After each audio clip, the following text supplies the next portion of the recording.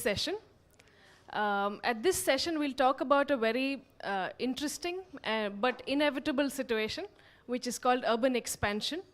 My name is Rejit Matthews. I work for WRI-India and manage urban expansion as a work area. I'm joined today by Moses Gates. I checked with him, he's not related to Mr. Bill Gates, but he is the director of design and community planning at RPA. RPA is a not-for-profit network which manages the regional plan of New York. It's a very unique situation, and he'll be talking more about it. He also teaches at the Pratt Institute of New York, and also very interestingly, he's written a memoir. This memoir is on hidden cities. So he will not talk about it today. He'd like to stick to his technical work today, but I'm sure you can catch him later for that. We'll start actually by first looking at a presentation on the Indian context, which I will make. And then I will lead on to the Regional Planning Association of New York. And thank you.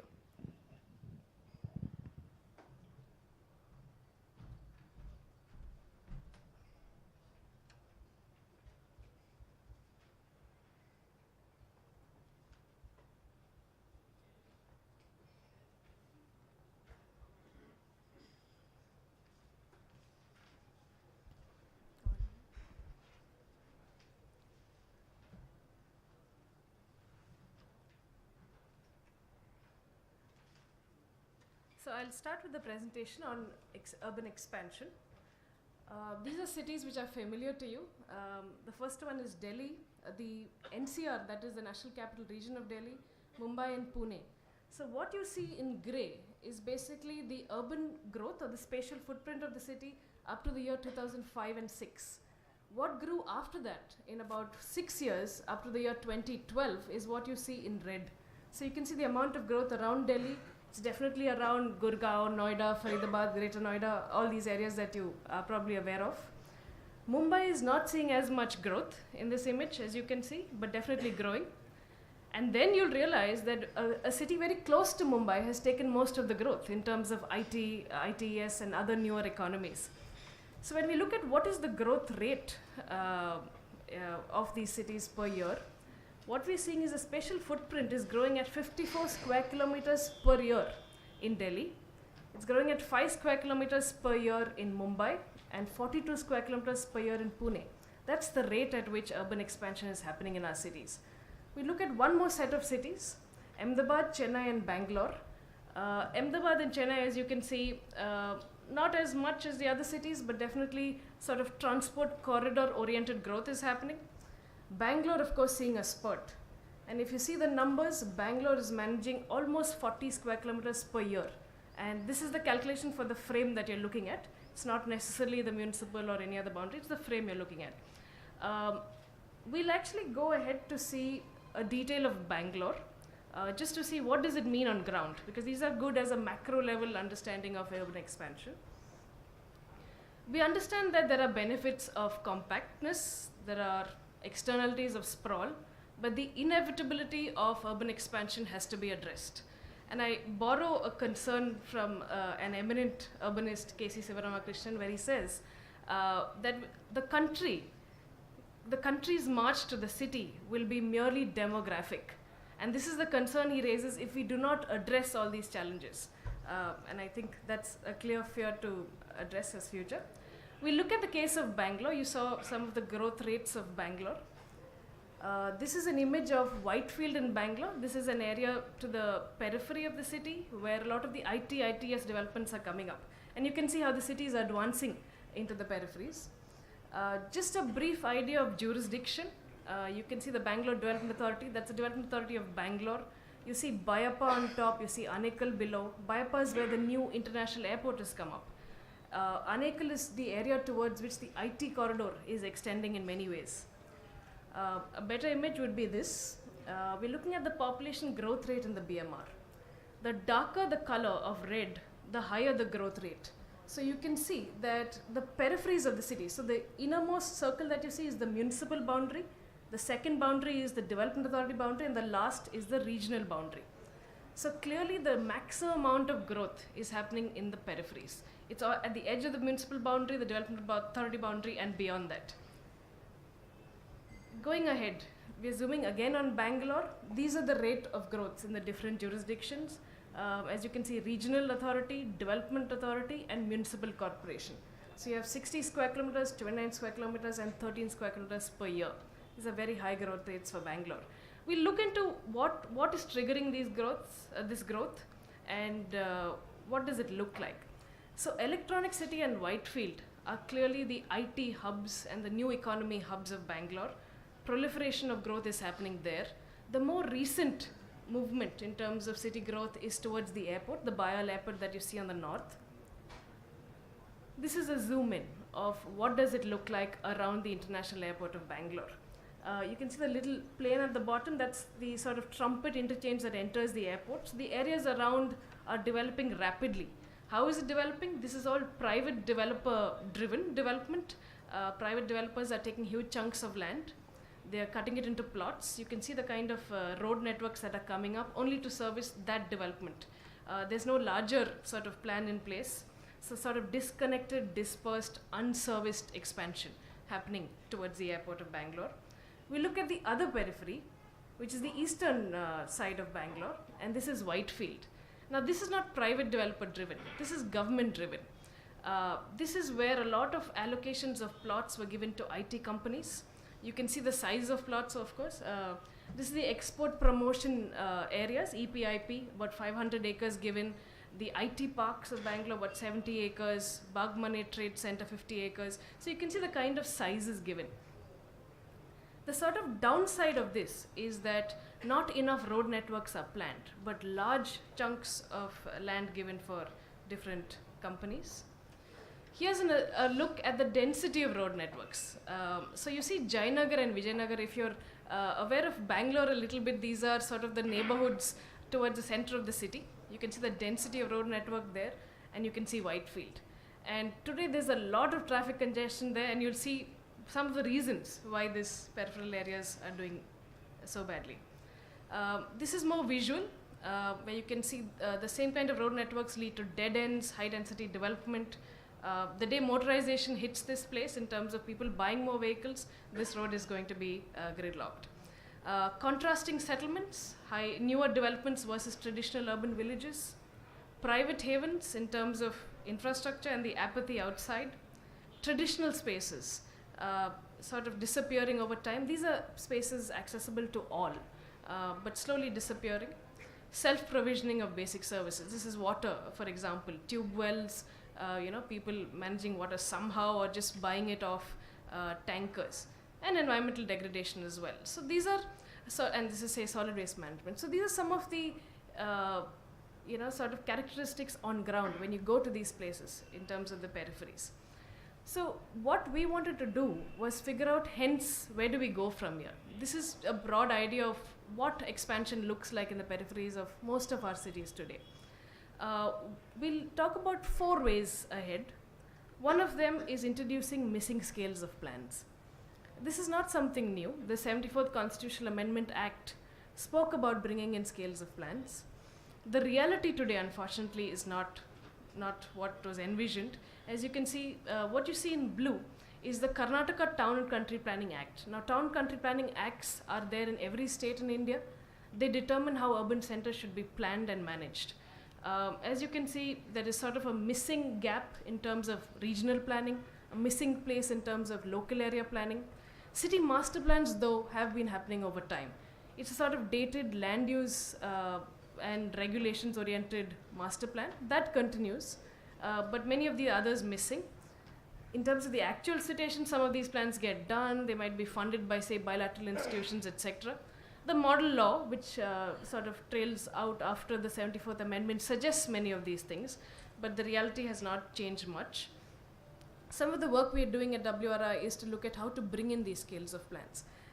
Because without understanding local area planning, you'll continue to see those kind of developments that you saw. Disconnected, dispersed, large gated communities, large private developments, IT complexes, etc.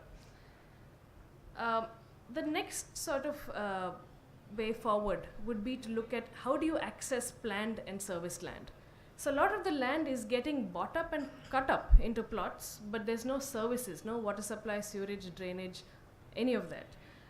And people are forced to self-provide or not provide. So how do we look at accessing planned and service land? We've understood that in India, there are many issues related to compulsory acquisition, a lot of resistance coming up around it. And we know there are many players around land, whether it's the landowners, whether it's public agencies, private developers, or big decisions by politicians. So how do we overcome all of this and find a way to access planned and service land? Some of our work related to this has shown us good promise. There are about 6 methods that you see in yellow on your screens, which are giving clear solutions to access planned and service land. The town planning scheme, which employs a method of readjustment, the land pooling schemes, joint development model working to some extent. This is a public-private partnership method where private developers bring in their resources to plan and develop land.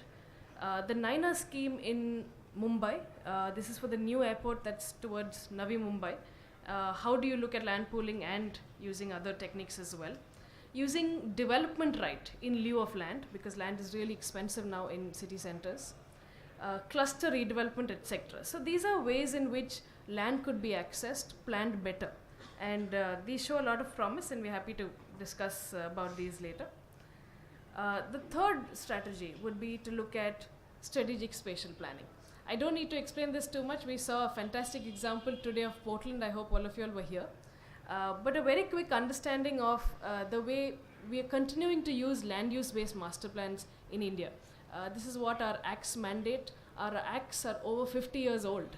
And sort of the dynamics that determined planning 50 to 100 years ago are completely different today.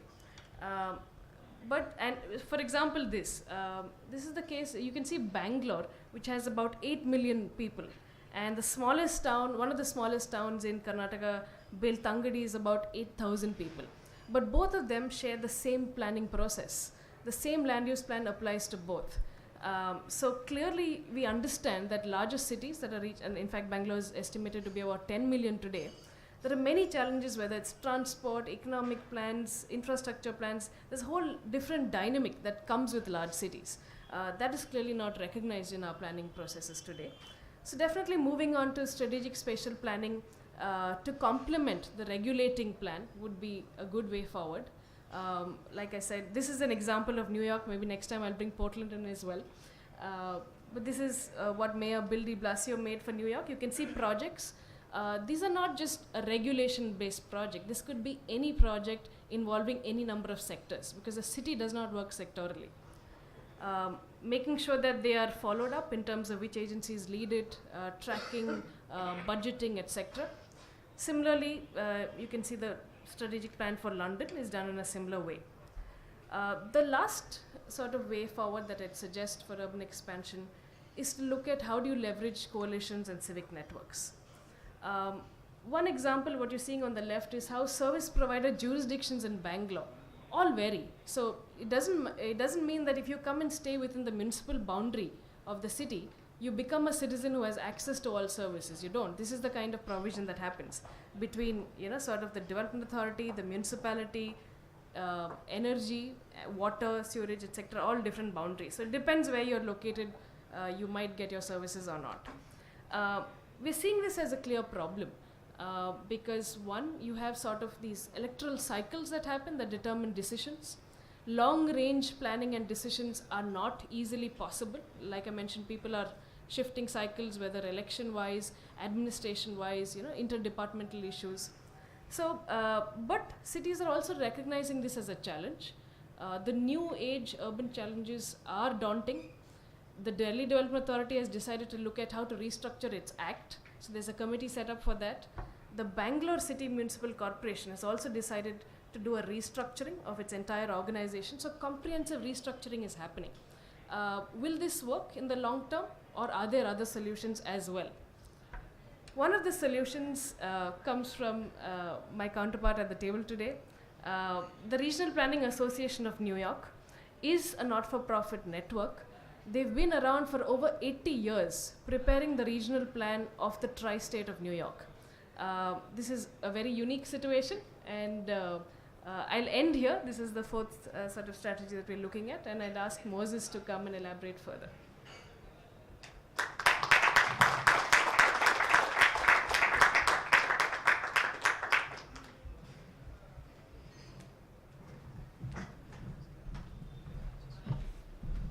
Hi, thanks so much for having me. My name is Moses Gates. I'm the Director of Community Planning and Design at the Regional Plan Association, which focuses on the New York metropolitan region. So the New York metropolitan region has one of the most complicated political governance systems that you're going to find anywhere in the country. We have a few other counterpart organizations throughout the United States, a nonpartisan organization that focuses on planning in the San Francisco Bay Area, another in the Chicago area. But with each of them, they only have 2, 3, 4 counties to manage in a handful of municipalities. As you can see, we are one region, and this is a metropolitan region, which is essentially our economic region.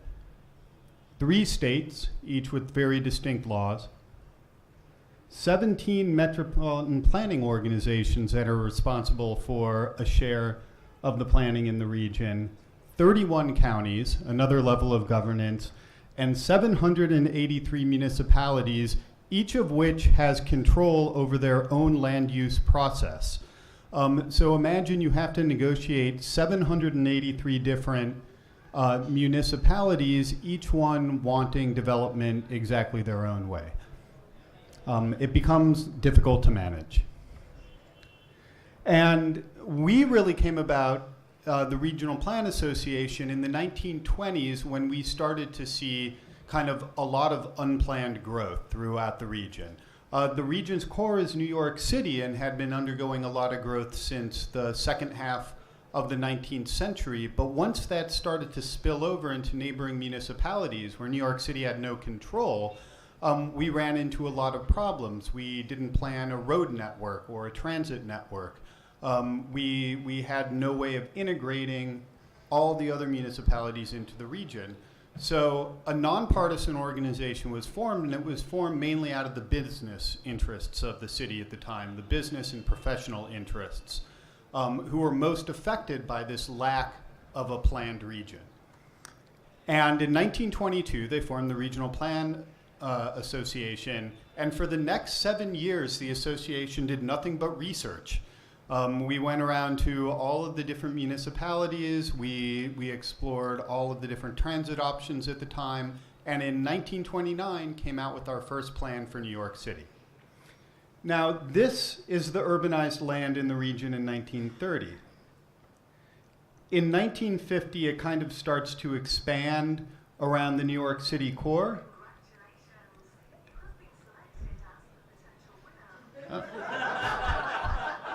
I did not know I was going to get a prize for this. This is excellent.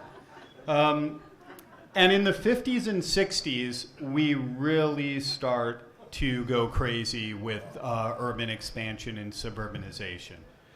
So we, in about 1970, hit almost a self-imposed urban management limit, where the commuting and the traffic became so bad from the suburbs into the city that we didn't really expand much more into the suburbs, and instead we started to densify. So you can see in 1990, we stop really spreading out and we start to build up, and we start to do a lot of infill and densification until we have the region that we have today.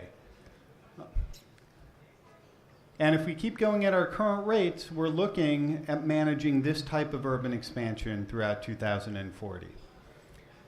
So since 1922, we've prepared long-range plans for the tri-state metropolitan area. And because we are a nonprofit organization, and because we're not beholden to any political agencies, but also because we have a very large constituency of businesses, professional interests, and communities throughout the region, we're able to have some influence in what we propose.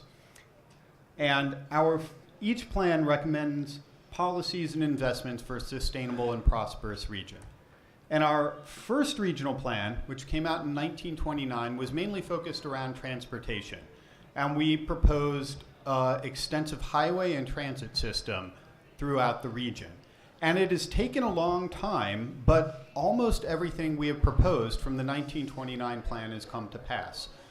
We proposed a bridge between New Jersey and New York City that became the George Washington Bridge, a bridge between Staten Island and Brooklyn that became the Verrazano Bridge almost 30 years after the George Washington Bridge. And most notably, we proposed the Second Avenue subway way back in 1929 in our first plan, which is scheduled, a quarter of which we had asked for, is scheduled to open in, I believe it's 3 years, finally.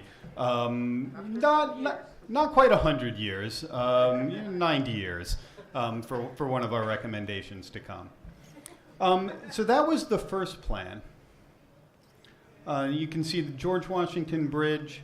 We also proposed a movement away from Manhattan of our port over to the New Jersey side, which resulted in the first containerized port in the world in Newark, New Jersey.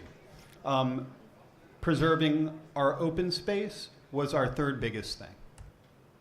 Our second regional plan really focused on a lot of the struggles that we still have today. And this plan in 1969 was a reaction to the sprawl and the suburbanization that we had. And we had a real struggle because the Regional Plan Association has always followed a metropolitanism kind of model, which says that we should be focused on the core of the region and the periphery of the region should be less dense, less economics, less jobs. It should be really concentrated in the core, in Manhattan.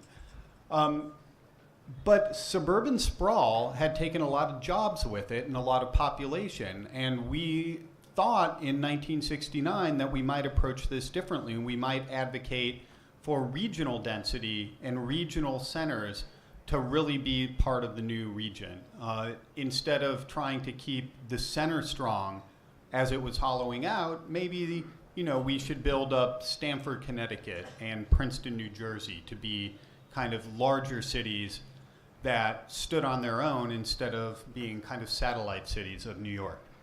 But we didn't go that route, and instead we kind of focused on maintaining our transit system, growing our accessible public spaces. We proposed a pedestrian Times Square in 1969.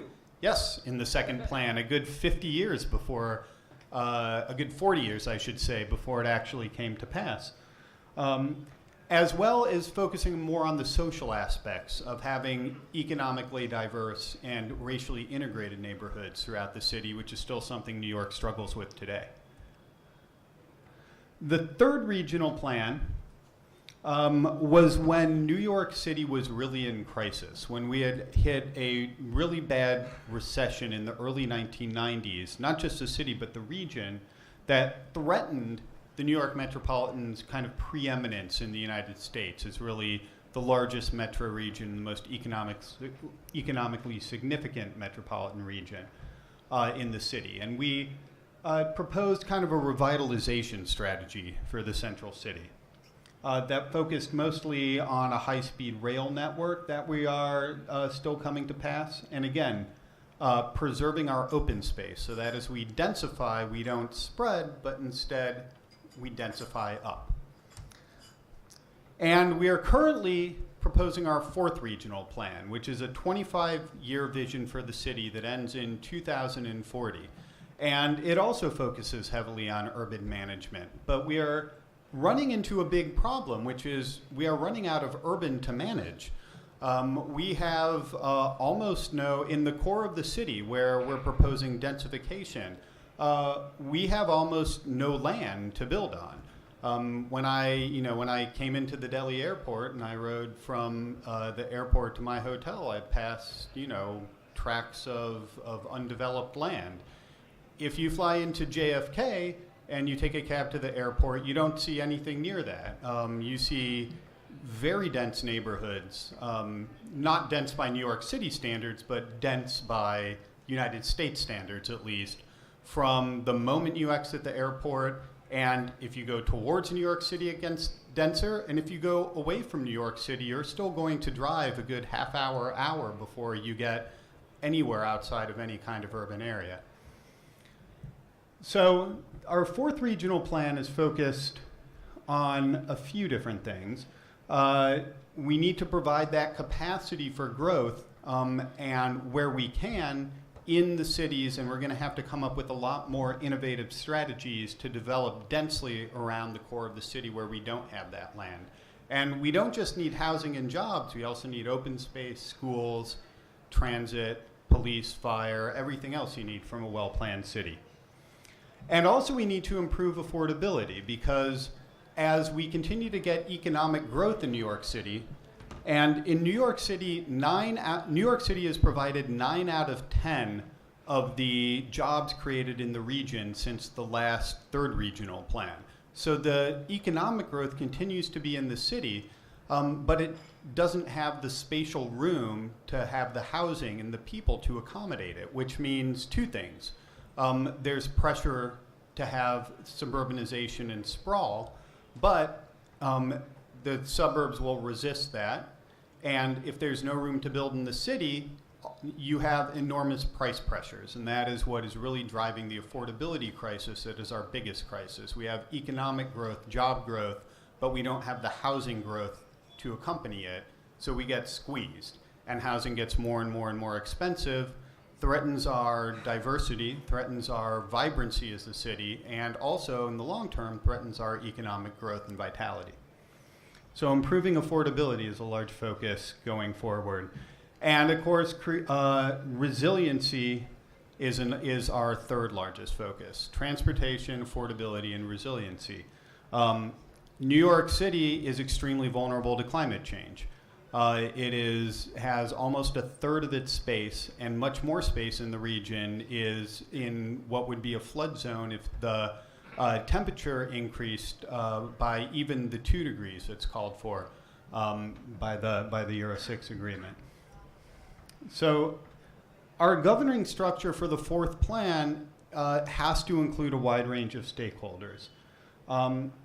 And we have formed 8 different committees to kind of address this. When you're a non-governmental organization and you don't have the clout of a large municipality or state or any kind of government organization behind you, your clout comes from your stakeholders. And if you don't reach out to your stakeholders and include them in an inclusive plan, you end up just with a lot of words on a sheet of paper. You don't end up with anything that has any constituency behind it and has any support. So we're currently going through a 3-year process of getting our stakeholders engaging and getting support for our fourth regional plan that should come out next year. And the first thing we did is kind of spatially identify the different kinds of places in New York City. And as you can see, we follow a real metropolitanism trend. The green is mostly open space and rural space. The yellow is kind of low-rise residential. The purple, the commercial core, and then the orange and red are kind of the dense downtown, and then the urban core of the region. You can see that while the region is large, the real core of the region is fairly small to this day. Climate change and resilience, energy, maintaining our parks and landscape, building our affordable housing, improving our transportation structure, which is still at the core of our mission, and lastly, reforming our governance. And our governance planning processes are the largest thing about the fourth regional plan. We have a real lack of ability to get things done in New York City. And I took the metro here today and I got one of the little cards and I beeped in with one of the little cards, and every transit system in the world has the little beepy card now, and it lets you go right through the transit hub, except us. We have not gotten it together to figure out how to invest in that yet. And we much less be able to actually expand the metro at the rate of cities like Beijing or like Delhi or like even Paris and Madrid. So reforming our governance structure is one of the key things that we think we have to do in the region, where If you don't do that, and if you don't change the ultimate way things are arranged at a political level, it's impossible to change how to move that through the process in order to get things done. So it's a long slog, and it's a large vision, but we do it every generation, and we hope it forms a blueprint for the city to come.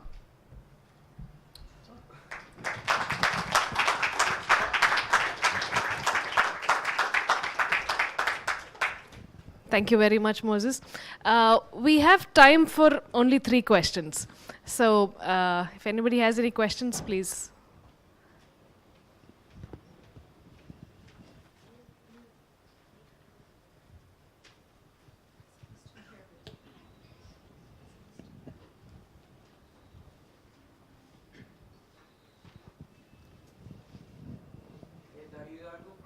From WRI.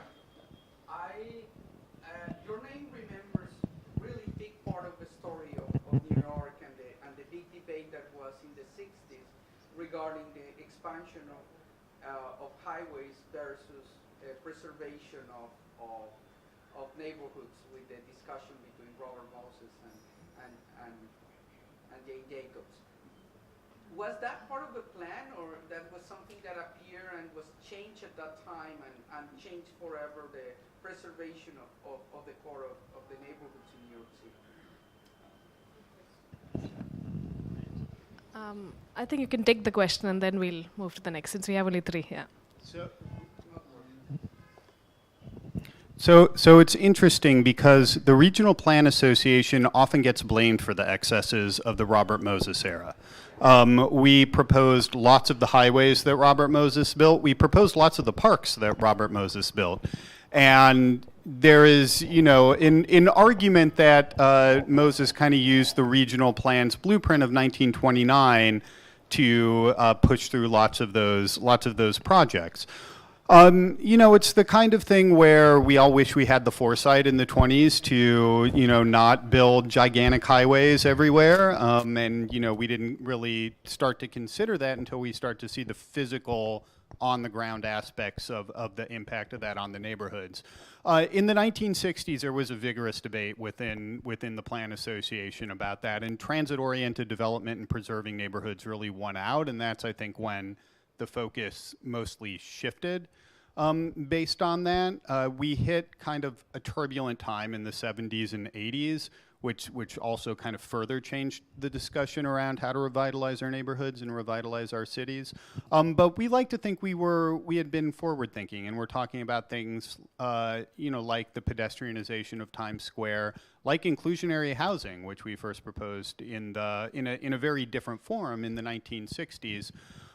So, the same way that we had foresight in the first plan in 1929, and, some things that came out of it were good, and some things that came out of it were ended up, in hindsight, being overkill. We still think we had foresight in 1969, and many of the ideas from that shift are kind of coming out there today.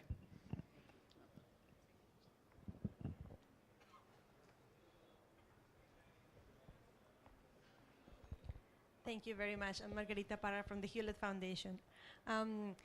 It was very interesting that you mentioned that despite the fact that there was all these policies and some not as advanced, that New York City of the region was still the economic hub. And that is interesting to see that despite some of the efforts to make a region to have all the different planning, it's still heavily dominated by one city. And we have strong leadership there in the last years with a very strong mayor like Bloomberg and now de Blasio. My question is, to what extent that is a positive thing, that we have this vague city that helps the metropolitan area, or not? And what policies or measures can be taken to maybe even more that among the different cities and counties?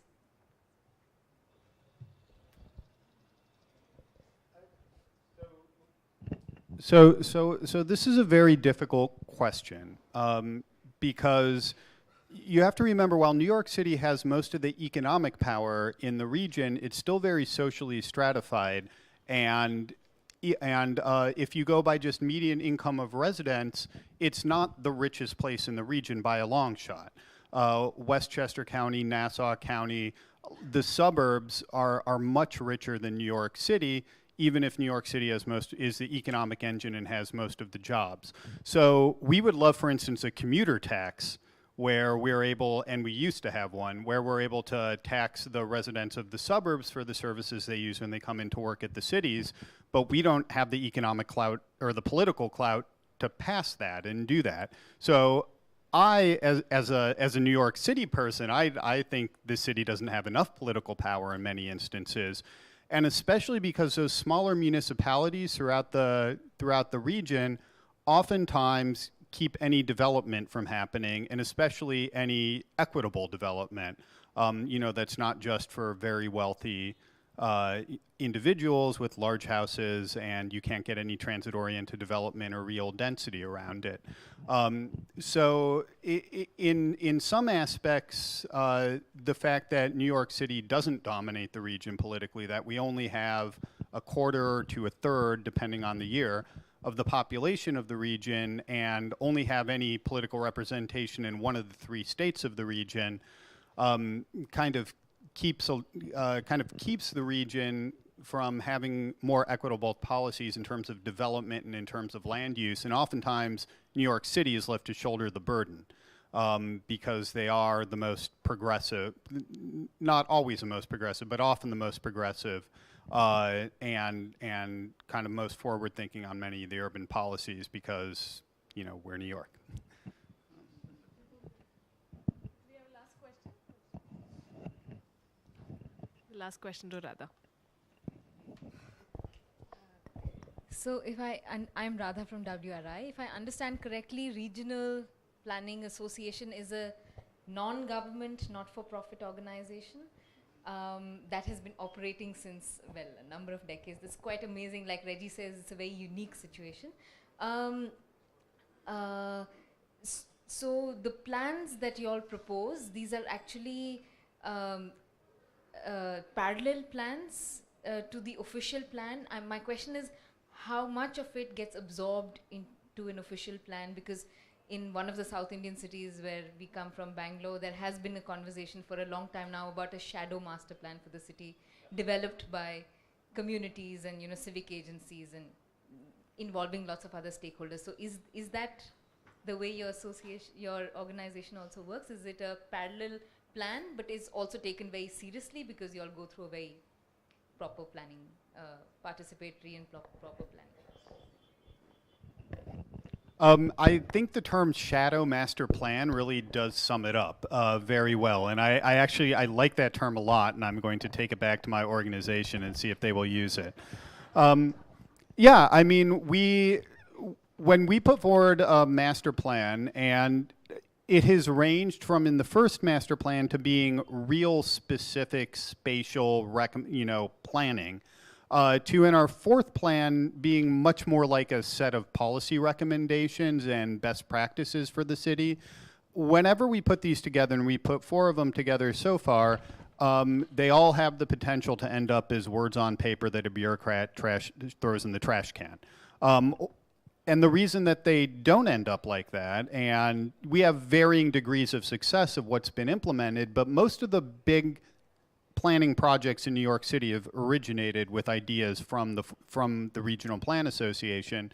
The reason we don't end up like that, as I said in the presentation, is because we do an extensive engagement of stakeholders from the business community, and we have a lot of support there, to kind of more neighborhood organizations, not necessarily neighborhood politicians, but civic organizations, to academics, the large planning schools, to kind of anybody interested in the city. And in our fourth plan, we're really, we now have the ability to do a lot of social media and internet outreach that we didn't in the first, second, and third plans, and really kind of build a constituency towards it. So lots of our plans get developed in one way, shape, or form. The George Washington Bridge, which we proposed in the first plan, we didn't propose that at 181st Street. We proposed it further down the river. It got built at 181st Street. We still take credit for it. It's, it's okay. So I would say, yeah, that's urban planning. So I would say, our value and the value of any non-governmental organization doing a shadow plan is to drive ideas and drive policy and put things out there that now the municipalities and the government have to respond to. That now if you have the ability to organize a constituency to reach the press, people have to say, well, why can't we do this? Why shouldn't this be a priority? Why we can't ignore it anymore? And if they're good planning principles and good projects, the combination of those two things leads to getting them done.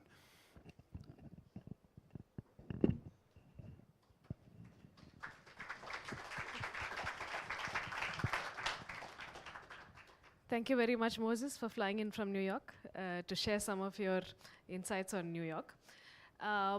Before you all go away, I would like to inform you all that on Thursday at 10 o'clock, we have a session, a detailed session. It's a 3-hour session on urban expansion. So other than Mr. Moses, we'll have another set of 10 panelists who will be debating a lot of these things. So I welcome you to that panel as well.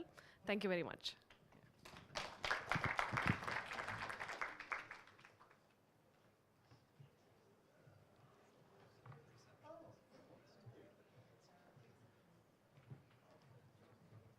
Thank you. This is not working, yeah?